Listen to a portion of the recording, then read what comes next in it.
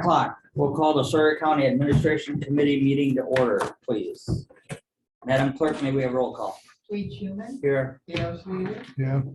Ron Kinsley. Sure. Tom Duffy. Here. You have a quorum. Thank you. Let the record indicate we have a quorum. Number 3, certification of compliance with open meeting law, please. The meeting has been noticed to the public in the news media as required by section 19.84 of the Wisconsin statute. Thank you very much. The meeting agenda has been presented. Moving on then to public comment. I have one appearance slip. Ms. Linda Zelmer, please come up to the mic and state your name and address. 902 Holly Hill Lane, Birchwood, Edgewater, property owner and taxpayer. And I want to thank both the tribal governing board and the county for trying to move forward with something to utilize the $48,000 grant. I still have concerns about that, even though some of the jurisdictional language has been removed, the intent is still possibly to have non-tribal member civil cases go to tribal court. I think also that it might be easier to take that grant money and just award, if you know, let's assume the county gets it, just award half to LCO and half to Sawyer County instead of doing a billing process. I think what a joint task force would be needs to be better defined, because is it reactive to responding to incidents, or is it proactive in providing awareness and education? And not that it's in the agreement, but Sawyer County Record did run an article on there suggesting there be something focused towards youth, and maybe some of those grant funds could be spent investigating what is the current evidence-based programs that are more effective, because I believe DARE is no longer the premier one, and in some cases has been found to be detrimental as opposed to helpful in educating youth. So please, you know, whether that changes your language today or not, but I think it's still leaves a lot of question for future. Thank you. Thank you. Anyone else? Anybody online? Mr. Butterfield, no? All right, moving on to number 6. Administration meeting minutes, November 4th. Motion by Mr. Kinsley to approve as presented. Second by Mr. Duffy. Is there any further discussion?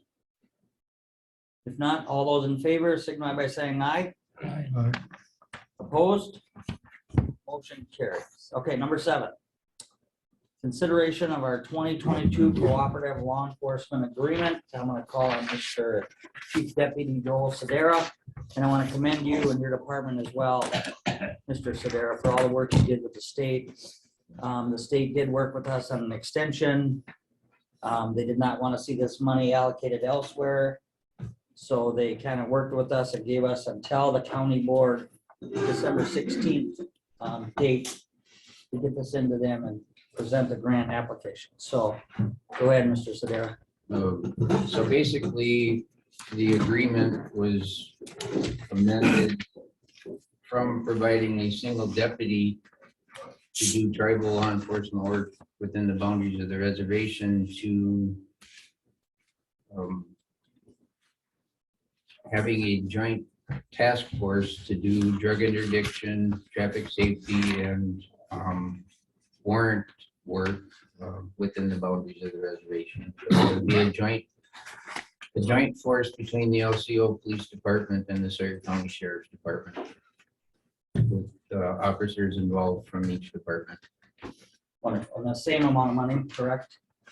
The amount of money is the $48,887, which would be basically split jointly between the 2 departments. And Mr. Hoff, does it pass or go through public safety as well? In concept, there was no written documentation at that time. Excellent. So then at this time, I would entertain a motion to move this on to the county board for approval at our next December 16th county board meeting. Motion by Mr. Kinsley, second by Mr. Duffy. Is there any further discussion? Yes. Mr. Kinsley. This agreement is for 1 year. Correct. How do you see the future coming out there, as in, do you anticipate changes LCO doing more of their own or anything like that? Has that been discussed perhaps?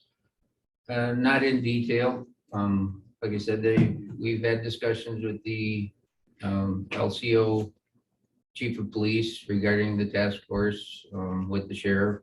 And we think this would be very beneficial in the drug work and in the traffic safety. I don't know the exact number, but we have so many outstanding warrants, on file right now that part of this would be also just a warrant interdiction too. I don't know if any of you are aware, but last week, we basically did the same thing. LCO invited us into a drug interdiction with them, so we had 3 of our officers, 4 or 5 state patrol officers, and 4 LCO officers basically patrol the res, and they ended up with what, 8 arrests? Thank you for sharing that. That's important. I'm just concerned about the future as the funding goes down.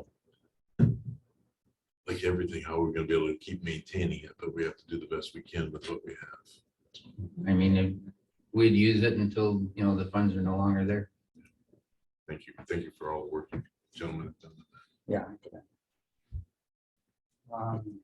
Mr. Johnson, did you want to say anything or? No. Jeff, you're good? Thank you. That was all the chief's work. I didn't do any work on that, just to clarify. Yeah, I agree. I commend you, Joe, and Sheriff Rotak for what you did.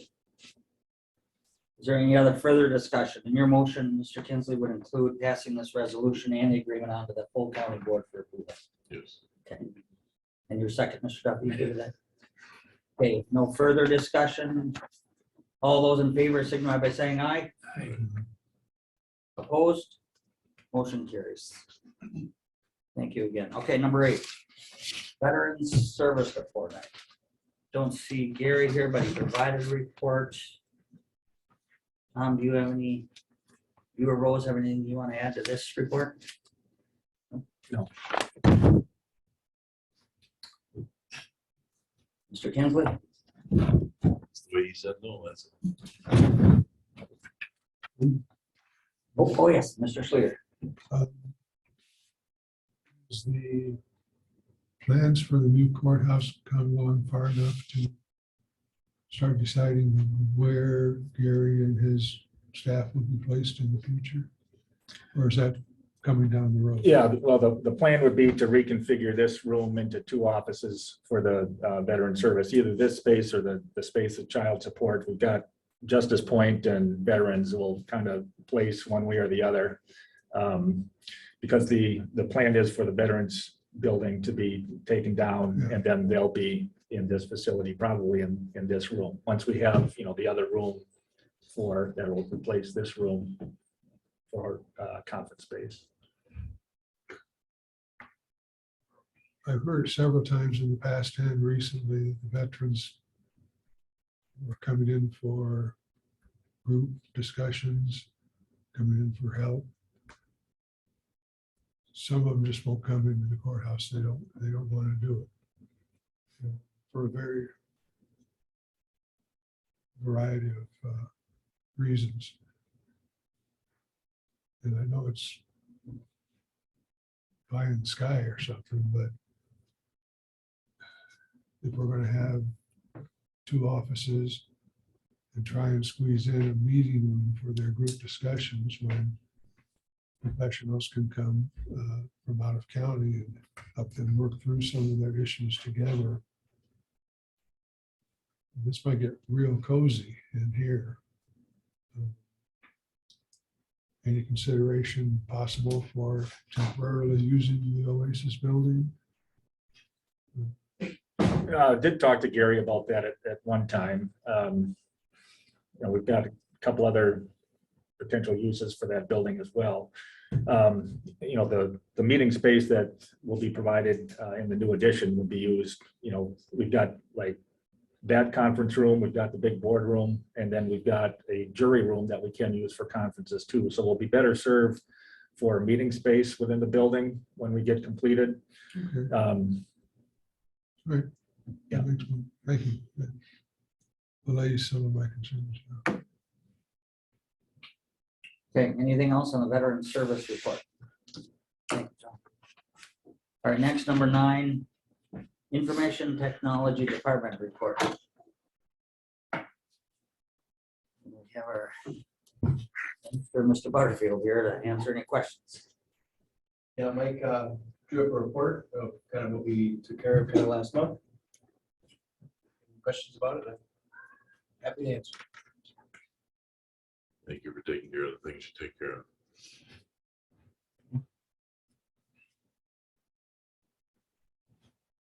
Jeff, these jail camera replacements and network wiring working well over there For, for the are you talking jail? about on Capitol, or is this the new? He says projects in progress, jail camera replacements and network wiring. Do you know which thing he's talking about on there, Alex? It's on the IT report. We've been steadily trying to replace cameras that have been dying. Some of them have been because they are quite old. There's most of the cameras in the building are well past end of life, so. Anything else for the information technology report? If not, thank you, Alex. No, Mike, thank you for the written report. Number 10, human resource report. Rose? Good morning. Here's my report. You guys have any questions on it?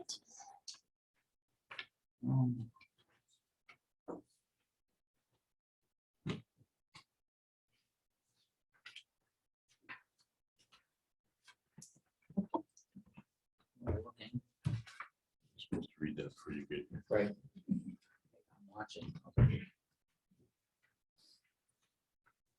Mr. Duffy? No, you're good. Oh, yeah, yes. Mr. Paulson, go ahead, sir. Are we recruiting for a surveyor too? Did I miss that on the list? We have had a position open. It's a land records technician.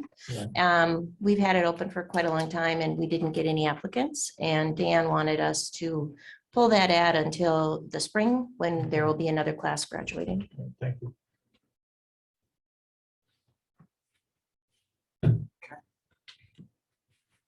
Anything else? Okay, number 2 then, Sawyer County service letter. We met with our work comp company and then that representative went and met with 3 different departments. And that's just a summary of what was discussed with the department heads and the findings. We're doing very well in our work comp the last few years. Great, wonderful. So is my insurance going down? So, yes, Mr. Hoff.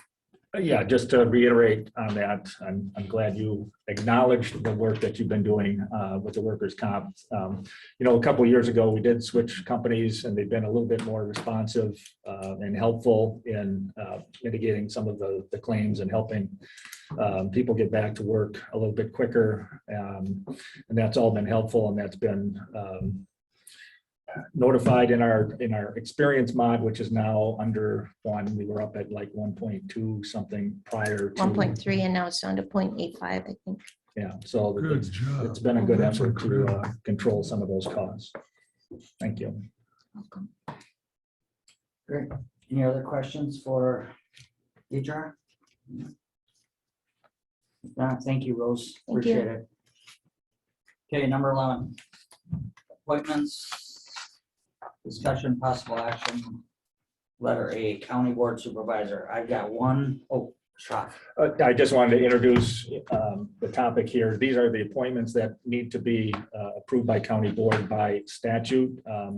So it's not necessarily, a committee function, but wanted to make the admin committee aware of the appointments that will happen at county board. Of course, the vacancy from James Schlender for the supervisor, the retirement of Diane as the county treasurer, and there's a signature card that needs to go along with that. Pat Sanchez retiring as the emergency management director, and court counsel. We've got TJ Duffy becoming the family court commissioner. So there's some activity there. So I'll just leave that as introduction and then we can go through them each individually. Okay. And all of these will need full board approval at the next county board meeting, correct? Yes. Okay. Director positions, Right. Yeah. Okay. So then starting with letter A, County Board Supervisor, I've interviewed one and Madam Clerk, you're telling me we have another potential request? Okay, is there a deadline for those requests? Did we put them in I paper? think we put December, let's see, the board meeting is. the 16th. 16th. I think we put the 14th on the. Okay. And because it goes in the paper, went in the paper yesterday. And according to the amended board rules, Mr. Hoff, I can select and appoint, and I need board approval at the next county board meeting, correct? Yes, you Because need the to, election is so close. according to the rule change that was enacted, I think earlier this year, the vacancy of a supervisor needs to be filled within 30 days of the vacancy. So it's an action that should be done in December. All right, so I could have potentially two to interview, okay? Within District 5. Okay. Next, County Treasurer. I know we have at least 2 applicants, right? We've set up interviews following this meeting for both of those. And Ms. Ince, do you care to say anything? I mean, when exactly is your last day? Or what would you like? My last work day will be December 30th. December 30th. Wear your heart on us. Yeah. Okay, Mr. Chair, yes, sir. just a word on the treasurer position, that when there's a vacancy in county treasurer that gets appointed or reappointed by the county board, the board has the option of doing that appointment for the full term, remainder of the term, which is in the spring of 23, It's a 3-year term. Yeah, 3 years. yeah. Limit left on this, my term. Right, so if that appointment is done for the remainder of the term, it would be 3 years. The county board would have the option of doing a special election. And because of the timing, if you elected to do a special election for that, it would occur in the fall of 22, which would be, 8 months or whatever. It would be in conjunction with the fall election. The concern there is, and that's the option for the county board, either the full term or do an election. It would be advantageous perhaps to have that person go through the full term because of training and stability. And if you appointed somebody, it would be 8 months and they would probably have to leave another job to take that on. Just for your consideration, you can do Right, and at your pleasure, but just wanted you to be aware of the thank you, ramifications. Mr. there. Hoff. So I'd like input from the supervisors that are here. What interest is there to appoint for the remainder of the term? Absolutely, because we're not gonna pay the price of an election. Okay. The Mr. Duffy, election, Full term, I think, too. full term? and the election would be run in conjunction with one of the existing, so I don't know that there'd be a lot of extra expense, Lynn, or no. Mr. Duffy? No. Full term? Full term. Okay. Ms. Hessel? I would consider full term, yes. Mr. Schluter? Yeah, full term, even Okay. if it wouldn't be a special election, we could end up going through a long, difficult training process and then starting all over with somebody else. And that's kind of the money. Mr. Paulson? Full term. Unanimous on that. Yes, Ms. Hessel? I just had, why would it have to wait till the fall? Couldn't it be on the April election? No, in statutes, it identifies which election, so if it would have been, if the appointment would have been done before December 1st, then it would be the spring election, but anything after that is the fall election. Okay. And so her term expires at the end of December, so it kind of falls to the fall. Just wanted to be clear. Okay, so that'll be on the full county board agenda then, following the interviews here after this. And then we'll put it in there as a running the full term until the next regularly scheduled election for the treasurer. Which is 2023. Correct. Okay, then number C, Mr. Hoff, then we would also do that at the full county board, approve that signature card. Yes, sir, Mr. Schluter. We said it unanimously for the full term, but is that a full board decision? It is. It is, okay, thank you. Then we'll have something to go on. And approval of the bank signature card, Mr. Hopkins, we'll do that at full county board. Yes, We have a selection. correct. Emergency management director. I haven't seen any Yeah, with letters of the, interest. the retirement of Pat Sanchez after years of service at the end of the year, Nate Dunstan will be submitted as the emergency management director. He does have a degree in emergency management, fits well with his current position as EMS director. So that will be the name submitted for that. You would serve 2 positions then? Yes. Other counties have done that as well. I think he's familiar with that concept. And How will that affect the budget then? Mr. Hop? well, we would, I mean, it's budgeted at the full amount. It is a position that gets grant funding. So what was the? But bottom the line? EMS is outside the levy Yeah. limit. It would be, So it's a positive thing for the budget. it's a positive, Yeah, that's it. yes. I wanted you to say that. Okay, great. All right, and Mr. Dunstan has agreed to do that, right? Yes. Does someone else have? Yeah. Yes. Both of those positions have been considered full-time positions for quite a while now. I can understand that Nate is very qualified, and I'm okay with that. How does that affect his salary? He will get a bump in that salary. And then we talked about too, the workload of that and how he handles that with, the people under him in each of those areas so that, the emergency management position was a part-time position at one time, and then it was made a full-time position. I think the way it's set up now, all the documentation has kind of been prepared for those emergencies. So it's pretty self-sustaining until there is those emergencies. And then that's where the problems come in as far as, stuff that happens. So I think on a day-to-day basis, it'll work out great. And then when those emergency type events happen, then to make sure that he has support in each of those areas. And I agree with you, he is walking into a situation that is fully prepared. It's Pat did a great job of setting up, crossing all the T's, dotting all the I's, getting the training in and certifications and that type of thing. Part of his job is going to be just making sure all of those continue to be carried and Yeah, and it's been quite a burden the last year and a half with the opioid situation and the tracking of PPE and all of the stuff that happened. So Pat's been busy the last, year. Someday this is going to end, I hope. we all do. Also save money through not renting the winter fire home. Yes. Mr. Kinsley, thank you.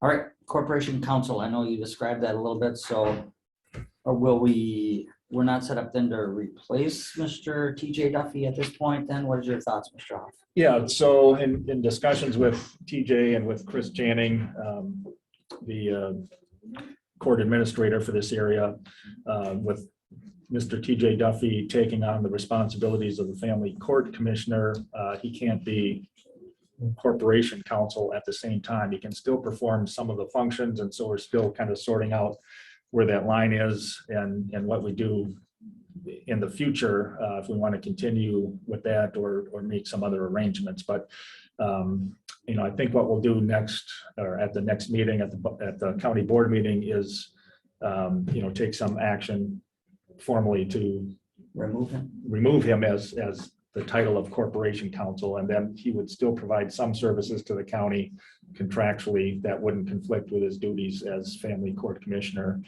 And then we still use Von Briesen for, some of the more major items as well. And he understands this and he's okay with this. Correct? He was the one who accepted the position as family court commissioner and had discussions with corporation or with Chris Channing as far as, the conflict in duties and how to alleviate that. Okay. Questions, concerns from the board on that? No? Okay. Thank you, Mr. Hoff. Oh, yeah, yes. I just have one question regarding the land sales for tax deed. Will that be considered one of his contractual? Yes. bids? Thank you. All right, moving on to number 12. Municode codification update, draft of updated county ordinance codified. Okay. Josh, okay. Yeah, so Okay. this is an effort that we've been working on for probably more than a year, and it's been quite an extensive process trying to dig out in the archives all of our ordinances and get them processed through Municode, who is the company who does this for a lot of governmental agencies. And they will be supplying the platform, the website that this sits on, and then we'll be providing a link on our website to our code of ordinances. So this is, the draft of all of our ordinances. And so this is, the first time it's been presented to a committee, and we'll also do this to the departments and, the county board, just to start taking a look at making sure everything is in there. There's been a lot of changes. It's a lot of organizations. There's been a lot of work done by Roger at Municode, Rebecca at Von Briesen, Lynn as the county clerk, to organize what was not a mess, but kind of messy. So Rebecca, I believe, is on the line. She's done a lot of the work on a lot of the ordinances that we had were old and had old references to statutes that were changed. And so it's just been a huge project. And I don't know if Rebecca has additional comments on the process and what needs to happen next. Good morning, everyone. No, I think that you gave a very good summary. And this, as Tom indicated, this is the first kick at it. This is the first clean draft that has been circulated to anyone really within the county. So the department directors still need to look at it. They've looked at previous versions to make sure that the codes that they rely on were included. And if any revisions were necessary to their provisions that they use every day. So we still need that review. But as Tom indicated, this was a very large undertaking because of the outdated nature of some of the codes that need to be included. But the statutes have changed. The administrative codes that are applicable have changed. So there was a lot of fine-tooth combing that went into this. So the positive is that at the end of the day, when this is all said and done, the county is not going to only have a clean codified version, but it's going to have an updated version of all of its ordinances that you can be confident that pass legal muster and are consistent with state law. And once we get all done and get everything approved, it'll be on the website. It'll be searchable. All of our ordinances will be in one place. It'll be very nice when we get this complete. Wonderful. So what type of action are you looking for today then? No action Okay. today other than starting the review. Just awareness that this is coming in. Yes. Great. Any questions? Board? No? Okay, looks good and sounds good, Rebecca. Thank you. You're welcome. Okay, moving on to number 13, County Administrator's Report. Mr. Hoff. Thank you. I've included a couple of bigger items. We've talked about a lot of different things in the committees this week, but other than that, the board will be contemplating the opioid settlement participation at the county board meeting next week. I did send out the packet of information that contains all of the documents that go into that settlement agreement. You know, there's participation agreements with the distributors, with J&J. There's a board resolution that will sit on top of those. And then all of those, provided that you agree to participate in this settlement agreement, will need to be signed and documented and sent before January 2nd. So it is a timely thing that needs to happen in December. So if you've got any questions heading into that county board meeting, we can certainly answer those before that meeting or during that meeting, but it is important that you take action in December so that we are participating. They want 100% participation in the counties that are litigating against these companies.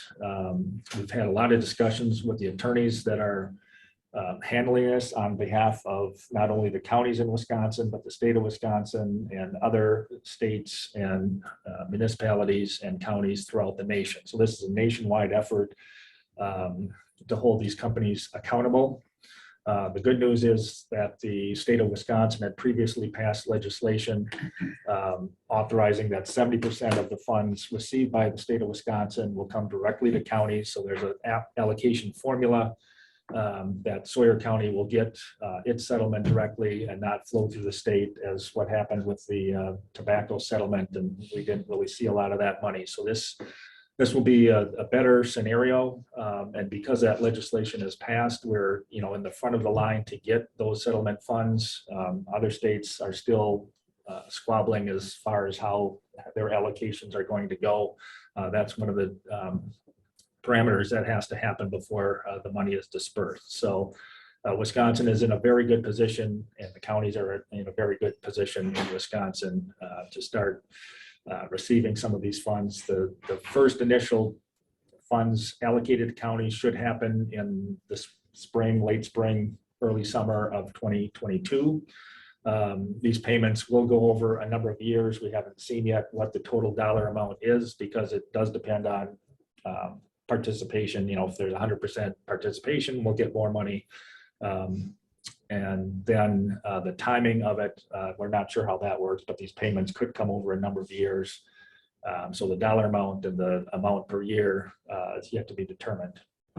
So, Mr. Hoff, has the Health and Human Services Committee or like Finance Committee started to look at this and start to think about a plan on how we're going to use this? Yeah, so these documents were just provided and had been worked on for 3 years, I believe, not the documents, but the process of the litigation has been ongoing for 3 years. The settlement agreement does contain provisions on how these funds can be used. So that is the information I sent out a few days ago. It was on the Health and Human Services agenda, and so that was discussed as it is here about the ramifications of ramping up how we address the opioid problem. There is an exhibit E in that documentation in the settlement agreement. If you review that, I'll probably separate that out and send that out separately because that's the piece that excuse me, that describes what those funds can be used for, and it is for opioid remediation and whatnot. So it'll be important not only for Health and Human Services, but the CJCC and there's a lot of efforts that will be kind of hopefully coming together as we go forward with this. Right, Mr. Duffy. Do you have some ballpark figure? I know it's not any certainty, but I think it's like in the neighborhood of 700,000, but it depends on timing and participation. Okay. And I do know that the tribe's going to also receive a settlement. It would be nice if we work together on some initiatives as well. I think that will go a lot further. Go ahead.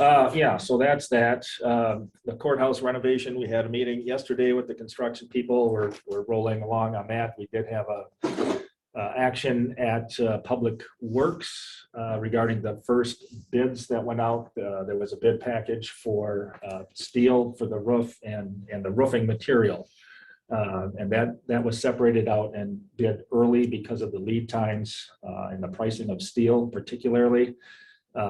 It's a long lead time and they wanted to make sure that didn't delay construction. So that out of all the things, they wanted to get that going first. So Public Works agreed to pass those bids along to the county board. So the board will see each of these bid packages as they come through, and that'll be the first one that you'll see next week. So that's progressing. In other news on that, we're continuing to talk about, refining the details. This week we talked a lot about the just the finishes of, flooring and walls and that sort of thing. All these details get talked about and discussed. It's very detailed and moving along on target, we think, so far. Mr. Hoff, one question. I know I should have been listening during the veterans report there, but what are we gonna do with the veterans building? Is that part, are we gonna demolish that? And Yes. okay. And that's all within the bid price? Yeah, there is demolition price for that. There's been some rewiring that was needed because I think they get the network and some electrical, I think, because they need to continue that service even while they start construction here. And so there was some rewiring that had to happen to get things in order. So. The whole project is going to go out on bids the second week of January. Balance of the project. Great. Okay. Oh, yes. To also address your concern, Dale, is that they can always use the Veterans Community Center as well. There's a back room and a full basement that's usable for meetings. So if Gary's aware of that. We just discussed it again, Gary and I. Thank you. Good. Thank you. We did receive word the other day that we did receive the treatment alternative and diversion, the TAD grant that we applied for through the CJCC. We didn't get the full funding on what was in the application because they didn't fully fund new projects, but we did get some money, $136,000. So that will be helpful as well. Unicode, we talked about that. And I did put in the information on the Infrastructure Investment and Jobs Act. That's the recently passed legislation at the federal level that may trickle down some money for some purposes. We did talk a little bit about that in the land committee as far as, will any trickle down towards dams? I didn't see it. We haven't gotten any information on details on what those can be used for, but those are the broad categories that are in that legislation as well. And there's a whole lot of other stuff that we do, but that's the summary of those items. So if you've got questions or comments on other things, we can entertain those as well. Any other questions for Mr. Hoff? No, I think he does a wonderful job. I would concur. Okay, if not, then we'll move on to number 14. Entertain a motion to go into closed session. Mr. Duffy. Okay, 19.851C, we'll enter closed session to consider employment, promotion, compensation, or performance evaluation data of any or exercise responsibility. Motion by Mr. Kissling, second by Mr. Duffy. All those in favor? No, go ahead. Roll call vote, Madam Clerk. Yes. Bill Schleter. Yes. John King. Yes. Okay. Motion carried. Ken? She can stay in. Are we supposed to, I didn't know if we're not on the committee, are we supposed to leave or stay? You can stay if you want. Oh, okay. And we'll close the doors I too. gotcha. Thank you, Alex. Back into open session, number 16, future agenda items. For the administration committee. Anybody think of anything or?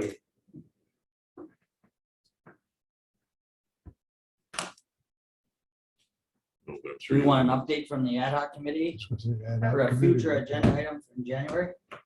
Well, absolutely, that'll be on there every month. Okay, I don't think you can talk about what you talked about in closed session until. no, right. But January admin agenda. We'll have ad hoc committee. Anything else? No. Can't see you're good. Okay, any other matters for discussion only? Is that all? Mr. Paulson? No, thank you. You're adjourned. Thank you, everyone.